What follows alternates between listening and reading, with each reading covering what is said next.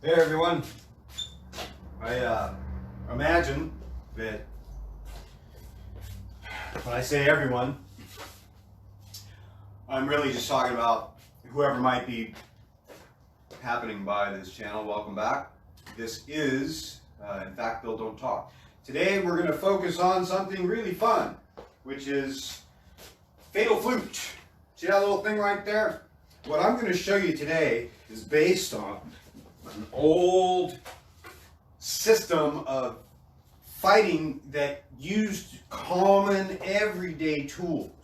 So in Kung Fu you would see something like a scholar's pen technique or a Fatal Flute technique, and what you're talking about are hidden weapons. So if you happen upon one of my students by sneaking into their house, you've made a grave mistake. If you see this coming at you, you're in grave danger, whether you know this or not. You are. So today I'll demonstrate some of that, and I'll let you sort out why that might be. But it's based on something that is not easy to learn. It involves a lot of training, and this is kind of where we do it. Bill Don't Talk. So here we go.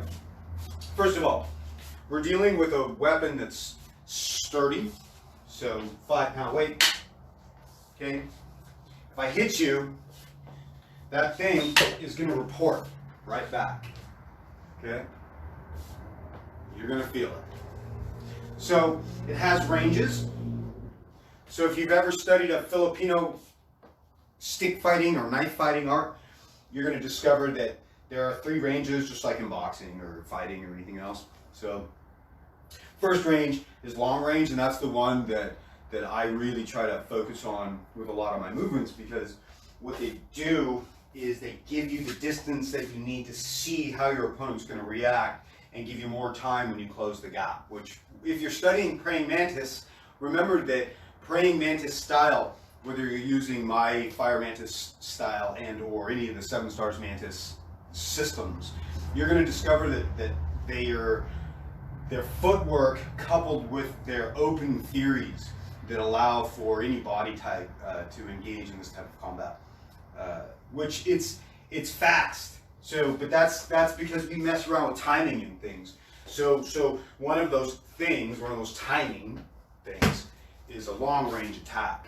So when you're using long range attack, okay, you're staying outside of what would be an assumed area that your opponent could strike you. In a self-defense situation, that's the length of your weapon. From a weapons fighting perspective, if he has a weapon and I have a weapon, that distance increases or decreases. I have my floor set up such that when I practice my boxing, I'm outside of the range of what I could touch. So for me, that's necessary because I'm only about 5'7.5". I reached 5'8.5" in high school. Woo, man! I felt super confident. And then I went to the doctor and he said, "Man, you're not going to get any taller." Anyway, what he didn't say was that I was going to get shorter. Pretty sure that happened. So that means I have to be able to get into my opponent's range without him punching me in the face. Which, if you've never been punched in the face, it hurts. Sort of. Not really. Alright. In fact, let me back up. If you've ever been punched in the face by anybody that's good, it hurts. Most of you punch very terribly. Anyway, long range. What you're doing is you're aiming for the eye with the end of the stick. So speed movements, what you're looking for in the beginning with speed is the same movement that you would do if you're just reaching out and touching. And the reason for that is that you want to get good at jamming a sharp, pointy, deadly, bladed object into a person's unguarded face. They're going to guard their selves. but they're not going to come at you like this. Okay? It's not going to happen. They're going to be like, oh, he's only got that little, and they're going to just come at you. Okay? Well, there's a couple things. So the first thing is what they're not going to see, which is the end of this weapon. And they're not going to see it coming up underneath, and it's going to go way up. What I just did right there. See that? Okay? That's the head. Now look, when you're boxing, and then you hook. See that movement? How about this one? Guys like to play body shots. So if I hit you, I put my hand on you, you've reached for the weapon here. You understand that? So a lot of you guys on the internet, you're like, what would you do if? And then you isolate the situation. Well, here's what you're going to do with. You're about to eat the end of this weapon in your body. And it's going to penetrate, which is what is fatal, not a slash. Penetration. Oh, don't mess around. Learn. Fatal Flute was a thing. It's a real thing. This is a real technique. So 1, post, 2. That's Filipino right there. Because they use their sticks in the same way. They jab you all the time. And then they hit you with it. And it hurts. Okay, so we're just dealing with some basics. Long range with a stick. 1. Long range technique. 2. Long range technique. Okay? There's many strikes that you use when utilizing weaponry from the long range, because a lot of times what you're doing is you're blocking. So you'll see movements that look like this in Filipino martial arts.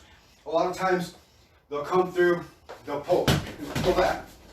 So they'll attack and they'll hit a weapon because they're attacking somebody that's good. They'll post on the arm, pulling the weapon aside, and they'll attack again from underneath. But they're still staying outside because their first attack would have been like to the outside, that step. I'm keeping my head back, but I'm aiming this attack like this. And I'm going to post as I move in. Okay? So, 1. So if you like boxing, this is also something you can do to practice with another part of a long-range technique that now you're not trying to poke in the eye or face with the tip as much as now you're trying to impact. Now the difference here is vast, okay? If I'm trying to hit you in the eye, at the end of that, that's going to do damage permanently. Your eye is going to be missing after that. So if I hit you with the side of the weapon, I'm going to break your nose. I'm going to cut you, especially if I hit you above your eyebrow. I'm not going to do permanent injury. And that might be by my choice. That might be why I train the way I do. And the way that the ancient warriors did at Shaolin. So, notice the formation of the hand. When you punch, if you're trained, if you're in boxing, remember your hand is going to be taped. But it should be always relaxed. If you're a martial artist, if you're going to make contact with somebody's face, if you don't know how to do it, and you haven't conditioned, and you haven't really prepared yourself for what's about to happen, the breaking of your hand is a lot more challenging than you might imagine. So you have to learn how to form it. So this actually gives you the ability to practice with a relaxed fist, because it's the only way you can do this flicking motion that's required. You have to be able to throw the weapon, the hands up, because it's going to bounce back. You're going to go bang, your opponent's going to mash it into your face. It's not like other styles of fighting You have to really be cautious about a weapon. So when you do that kind of thing, you're blocking. So when you see that motion there, or there, or there, those are blocks. So immediately though, you might go 1, 2. See that? So, and then you might also see the type of motions that go from here. So there's the block in 3. So you'll go 1, spin, 2. So 2 and 3. You see where the 3 happens? So 1's up underneath. If I blocked, so if my weapon's here and it's coming down and I block it. So depending on which way I'm moving, if it's a thrust from a knife, like this, in tight, I'm not going to be trying to come up underneath it to grab that arm. Otherwise, I'm going to lose part of my arm. But I am going to use a classic parry with my weapon. I mean, you should. And I'm going to try to get at the weapon as he moves it. So as he pokes into my body, I'm going to get out of the way using my so. I'm going to pop his weapon to the side. I'm going to strike to his face as his weapon comes up to either pick and or just reflexively coming back. That's probably what I'm going to do next. But with a longer weapon, you might see that motion there. So you wait as they start to move. You attack the weapon. You might pick. So a pick is stabbing the arm. Called a pick. That's why with the end of this, you get good at that movement here. So that a person that's poking in at you, what they get is this through their arm. You can kiss that arm goodbye. 5 seconds later, you are not holding a weapon. So, Fatal Flute. And then you're going to practice this in varying ways with varying footwork. But in reality, for something like this to work, you don't need a whole lot of footwork. You just have to have confidence, you have to close the gap, you have to have speed. But then once you get into the higher end of this, so most of you don't know this. Most of you don't realize that like 90% of the people that you come against physically don't have the skills to back up their bluster. They just don't.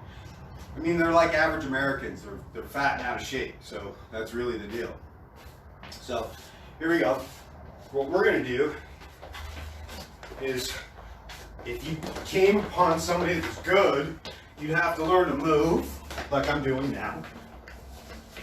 You'd have to learn to move your head. So you would be taught that like in Muay Thai, like right off the bat. So when you're sitting here and you're trying to figure your way in, and the guy all of a sudden throws a kick at your head that's so fast, you got nothing else to do but this. Whew, that kick goes right by your face, especially if you've planned it. So those are the type of movements that you have to master with weapons as well, because the guy's going to miss you by inches. If he's good, you're lucky to be alive. You're probably going to get cut or killed. So when you're doing these techniques, the movement to the right and back to the left is important. So now, see where I lower my stance? So we're just going to focus on how to, from this fighting stance, move into medium range. So you've got long range. So I'm just going to stay here.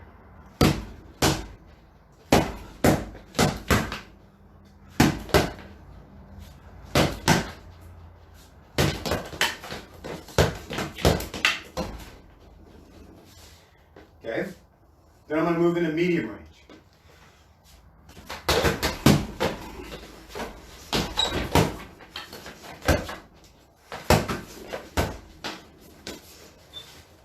That's how it works.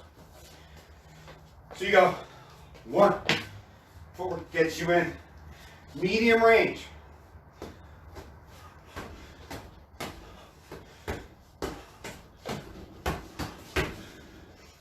This means you're close enough to use this part of the weapon. Okay? So now you're hitting with a part of the weapon that you're going to get a nice report out of somebody's face or nose or teeth. So if somebody comes at you and you hit them, boom, and their weapon goes and flies out, and you're this close, and you go boom right afterwards on the side of their face, probably gonna leave you alone. If they don't, that's okay too. Right? Hit them again. If you're in nice and tight, got the other end of the weapon. Okay? So now you're in short range. So 1, 2, 3, 4 happens. 4. See that? So once you can use your fist, you see the difference? It's just inches. So medium and short range are interchangeable sometimes, depending on where you're at. Okay? And then you've always got your legs, your kicking, your body, your grappling mechanics. So in truth, you don't realize how easy this weapon is to apply. So if I catch a person unawares, I can lift them with this. I literally can. Come up behind somebody and you're going to get lifted off the ground.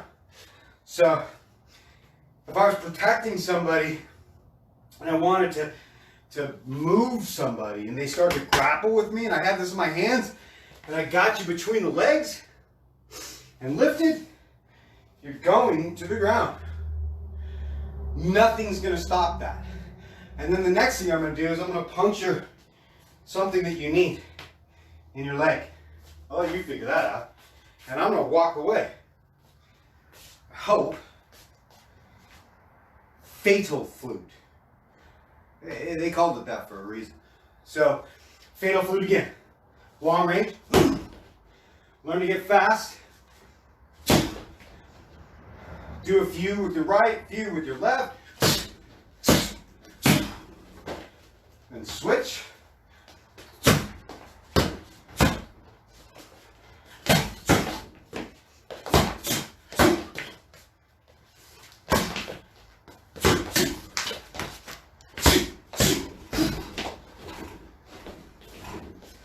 Practicing in isolation, just striking techniques.